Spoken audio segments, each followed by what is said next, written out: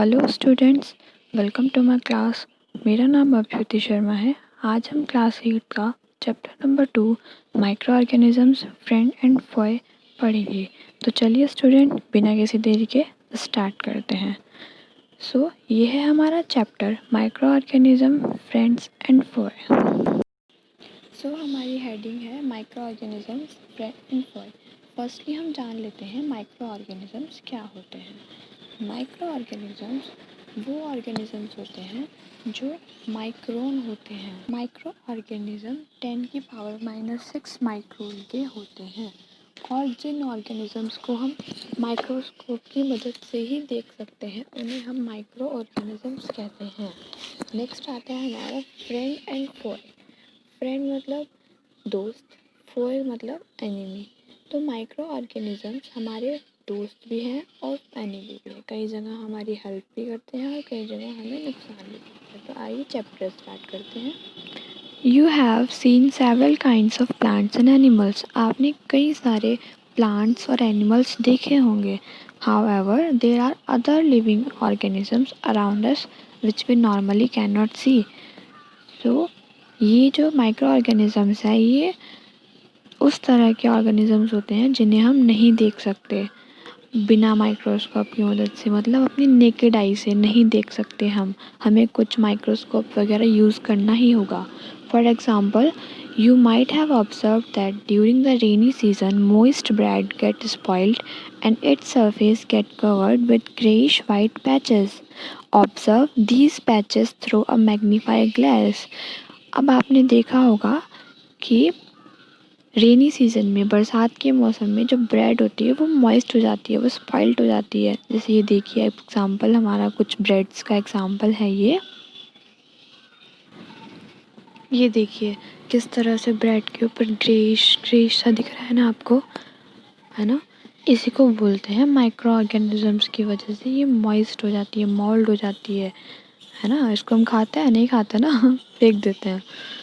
हाँ, तो ये देखिए किस तरह से, तो ये बहुत टाइनी पोर्स होते हैं, ये माइक्रो ऑर्गेनिजम्स है इस ब्रेड के ऊपर, पर हमें ये नहीं दिखेंगे अपनी नेकेड आई से। हमें इसको देखने के लिए माइक्रोस्कोप का यूज़ करना ही होगा, है ना। देखिए किस तरह से ये ग्रे हो गया है। Now do you know what these structures are and where do these come from. क्या आप जानते हैं कि ये स्ट्रक्चर क्या है और कहाँ से आए हैं। तो ये स्ट्रक्चर मोल्ड होते हैं। ये एक प्रकार का फंगस है और जो फंगस होते हैं वो ओमनी प्रेजेंट होते हैं, यानी ये हर जगह प्रेजेंट होते हैं। मतलब हमें दिखाई नहीं देते पर प्रेजेंट हर जगह होता है, क्योंकि माइक्रो है इसलिए हमें दिखाई थोड़ी ना देगा। उसको माइक्रोस्कोप की मदद से देख सकते हैं। और अगर उन फंगस को स्पेसिफिक टेम्परेचर मिल जाए, स्पेसिफिक एनवायरनमेंट मिल जाए, तो वो उसी जगह पर ग्रो कर जाते हैं।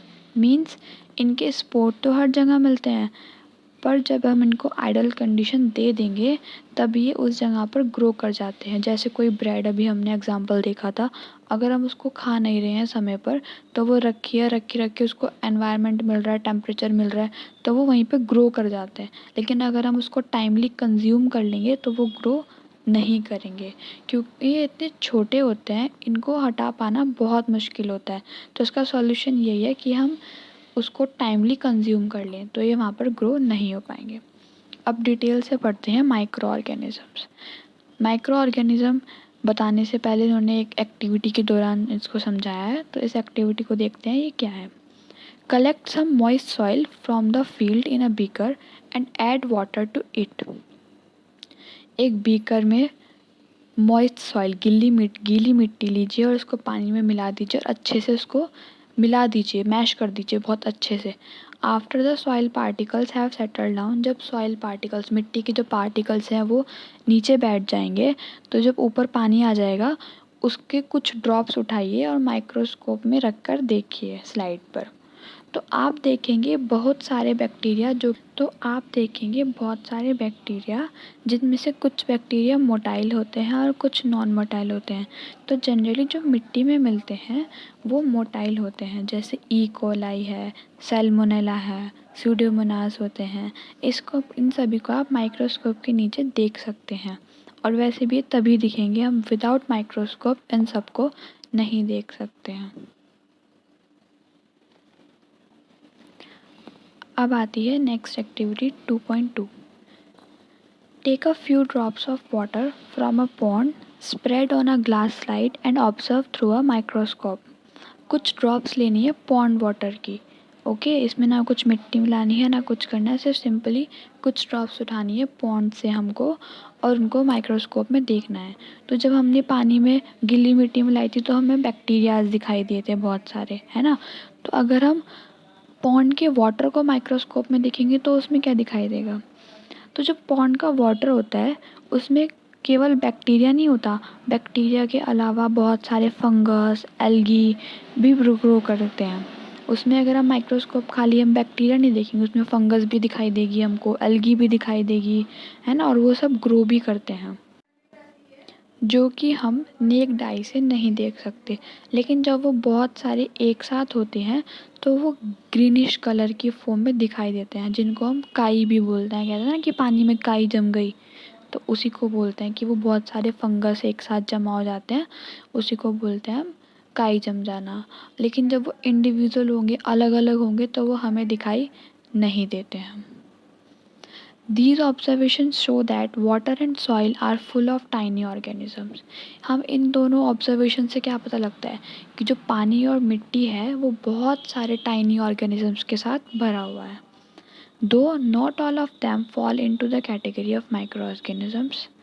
इसका मतलब ये नहीं है कि वो सभी माइक्रो ऑर्गेनिजम्स है और माइक्रोब्स की कैटेगरी में रखेंगे हम उनको, क्योंकि कुछ ऑर्गेनिजम्स ऐसे भी होते हैं जो माइक्रो ऑर्गेनिजम्स नहीं होते हैं, उनसे थोड़े से बड़े होते हैं, पर फिर भी वो हमें नेकेड आई से नहीं दिखते, इसलिए हम सभी को माइक्रो ऑर्गेनिजम्स नहीं कह सकते। सम of these such as fungus that grows on bread can be seen with a magnifying glass। लेकिन हम कुछ फंगस को मैग्नीफायर ग्लास की मदद से भी देख सकते हैं, जैसे जो ब्रेड पे फंगस होती है उसको हम मैग्नीफायर ग्लास की मदद से देख सकते हैं। Others can not be seen without the help of microscope. बाकियों को हम माइक्रोस्कोप की मदद से ही देख पाएंगे। That is why these are called micro organisms और माइक्रोब्स। क्योंकि हम उनको सिर्फ माइक्रोस्कोप की मदद से देख पाते हैं, इसलिए हम उनको माइक्रो ऑर्गेनिजम्स और माइक्रोस्कोप बोलते हैं। Microorganisms are classified into four major groups। Microscope organisms को 4 मेजर ग्रुप्स में डिवाइड किया गया है।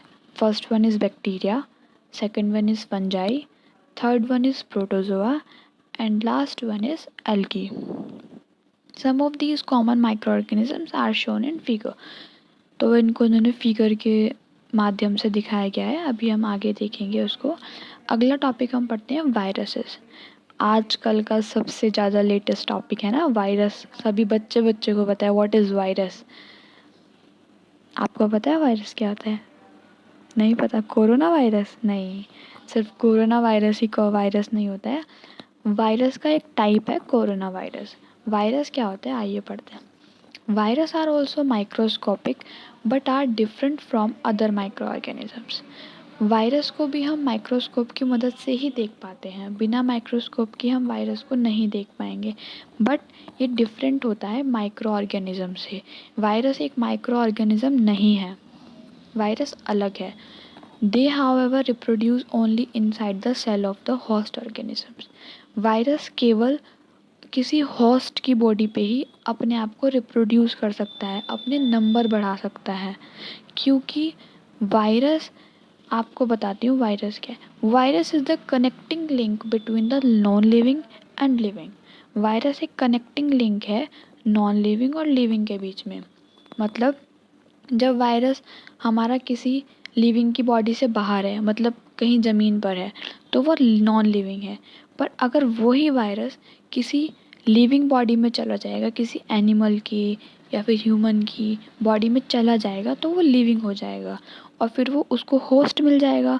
फिर वो लिविंग ऑर्गेनिजम्स को एज अ होस्ट ट्रीट करेगा और उसके अंदर जाके अपने नंबर बढ़ाएगा, अपने आप को रिप्रोड्यूस करेगा, है ना। तो यही है वायरस, इसलिए सब लोग वायरस से डरते हैं, इसलिए वायरस नहीं लगना चाहिए, है ना। जैसा कि आपने सुना ही होगा फ्लू का, है ना, फ्लू सुना होगा, इन्फ्लुएंज़ा सुना होगा, हेपेटाइटिस सुना होगा और लेटेस्ट कोरोना वायरस तो सब सुन ही रहे हैं। तो ऐसे बहुत सारे वायरसेस हैं जो एनिमल्स को अटैक करते हैं। Okay, serious diseases like polio and chicken pox, ये सब भी वायरस की उससे होती है। Diseases like dysentery and malaria are caused by protozoa. जो डाइजेंट्रिया होता है, पेट खराब हो गया जब आप कुछ बाहर का खा लेते हैं ना, वो तो सब खाते ही हैं, मेरे को पता है। तो तब हमें डाइजेंट्रिया होता है, वो भी प्रोटोजोआ की वजह से होता है। मलेरिया, ये भी प्रोटोजोआ की वजह से होता है, प्रोटोजोआ ही करता है, ये मच्छरों की वजह से नहीं होता है। सब कहते हैं ना मलेरिया हो जाएगा, मच्छर काट लेंगे, नहीं। हाँ, मच्छर काटेंगे मलेरिया होगा, पर मच्छर आपको मलेरिया नहीं करता है, मलेरिया करता है प्रोटोजोआ।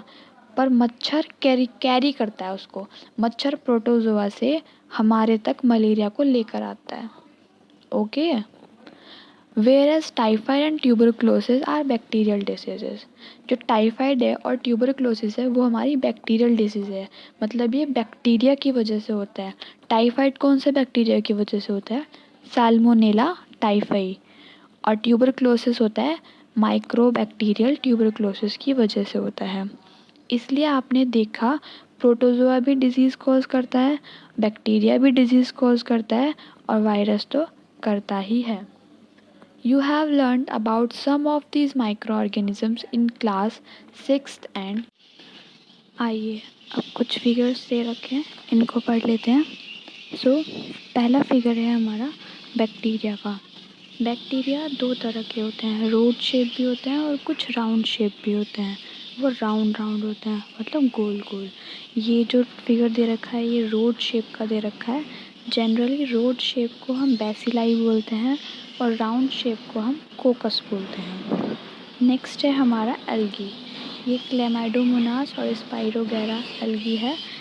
क्लेमाइडोमोनास एक सिंपल एल्गी है। जनरली ऑक्सीजन में जो एक्सपेरिमेंट किए जाते हैं उसमें क्लेमाइडोमोनास ही यूज़ होता है और पोंड्स वाटर में भी देखने को मिल सकती है। नेक्स्ट वन स्पाइरोगैरा, ये स्पाइरल शेप का होता है इसलिए इसको स्पाइरोगैरा बोलते हैं। अगला है प्रोटोजोआ में अमीबा एंड पैरामीशियम। अमीबा और पैरामीशियम दोनों ही एक सिंगल सेल रहते हैं, सिंगल सेल होते हैं। Last one is fungi. Fungi में है ब्रेड मोल्ड। ब्रेड मोल्ड जो ब्रेड के ऊपर लग जाती है। जनरली ये मॉइस्ट एरियाज में ही ग्रो करती है। फंजाई मॉइस्ट एरिया में ग्रो करती है। जो हमने देखा था ना ब्रेड पे जो वो ग्रीन ग्रीन ग्रे ग्रे सा था वो यही था, यही ब्रेड मोल्ड थी वो। Next one is Penicillium. Penicillin इसी से बनती है जो कि एंटीबायोटिक की तरह काम आती है हमारे। And the last one is aspergillus. Okay, ये भी एक फंगस है। तो आप देख रहे हैं जितनी भी फंजाई है इन सब की ब्रांचेज होती हैं, तो ये इसकी प्रॉपर्टी है कि फंजाइज की ब्रांचेज होती हैं। अगला है हमारा वायरसेस। ये दोनों ही अलग अलग वायरस हैं। जैसे इस वायरस का आप ये देखिए, ये इसकी टेल है जहाँ से ये बैक्टीरिया के ऊपर अटैक करता है और ये इसका हेड है। ओके, और ये इसकी टेल है। टेल से बैक्टीरिया के अंदर एंटर करता है ये और अपना डीएनए को बैक्टीरिया के अंदर इंसर्ट कर देता है और बैक्टीरिया की ही मशीनरी यूज़ करके ये ग्रो करता है और बैक्टीरिया को ही किल करता है। देखो है ना कमाल की बात। ये बस अपना बैक्टीरिया के अंदर एंटर होने का मिले इसको बस, और ये अंदर बैक्टीरिया का ही मशीन यूज़ करेगा और फिर बैक्टीरिया को ही किल कर देगा, है ना। तो देखिए वायरस कितना ख़तरनाक होता है। तो ऐसे ही अलग अलग वायरसेस होते हैं जिनका अलग अलग मैकेनिज़्म होता है और वो अलग अलग मैकेनिज़्म के थ्रू बॉडी के अंदर एंटर करते हैं। हमारा नेक्स्ट टॉपिक है where do micro organisms live. Micro organisms कहाँ पाए जाते हैं, कहाँ रहते हैं, वो कहाँ कहाँ होते हैं माइक्रो ऑर्गेनिज़म्स। माइक्रो ऑर्गेनिज़म्स क्या होते हैं? जिनको हम माइक्रोस्कोप्स की मदद से देख सकते हैं, जिन ऑर्गेनिज़म्स को। तो micro organisms may be single celled like bacteria, some algae and micro organisms शायद सिंगल सेल होते हैं, शायद अधिकतर सिंगल सेल होते हैं, बट कुछ मल्टी सेलुलर भी होते हैं जैसे फंजाई और algae. They live in all types of environment, ये हर जगह होते हैं, ये हर तरह के एनवायरनमेंट में होते हैं। Ranging from ice cold climate to hot springs and deserts to marshy lands, मतलब आइस कोल्ड क्लाइमेट मतलब जहाँ बहुत ठंड होती है, टू हॉट स्प्रिंग्स जहाँ पे बहुत गर्मी होती है, उबलता हुआ पानी होता है, वहाँ पर भी पाए जाते हैं माइक्रो ऑर्गेनिज्म। डेजर्ट्स में, रेगिस्तान में भी पाए जाते हैं। एंड मार्शी लैंड्स में, मार्शी लैंड्स मतलब दलदले एरिया में, वहाँ भी पाए जाते हैं। तो माइक्रो ऑर्गेनिजम्स हर जगह होते हैं। ऐसा नहीं है कि ठंड ठंड में पाएंगे, गर्मी में नहीं पाएंगे, ठंडी इलाके में पाए जाएंगे, गर्म इलाके में नहीं। माइक्रो ऑर्गेनिजम्स हर जगह होते हैं। They are also found inside the bodies of E coli including humans. ये एनिमल्स की बॉडी के अंदर भी पाए जाते हैं। इवन हमारी बॉडी, ह्यूमंस की बॉडी के अंदर भी ये पाए जाते हैं, जो कि हमारे मेटाबॉलिज्म में हेल्प करते हैं, वो हमारे लिए गुड भी होते हैं। Some micro organism grow on other organisms while other exist freely, और अदर ऑर्गेनिजम्स के अंदर भी वो ग्रो करते हैं और एग्जिस्ट फ्रीली, वो हमारी बॉडी के बाहर भी होते हैं, हमारी बॉडी के सरफेस ऊपर भी होते हैं। तो माइक्रो ऑर्गेनिजम्स हर जगह होते हैं। So question is, where do microorganisms live? All types of environment microorganisms live. Okay. So students, hope आपको समझ आया होगा। आगे का चैप्टर हम नेक्स्ट पार्ट में कंटिन्यू करेंगे। Thank you.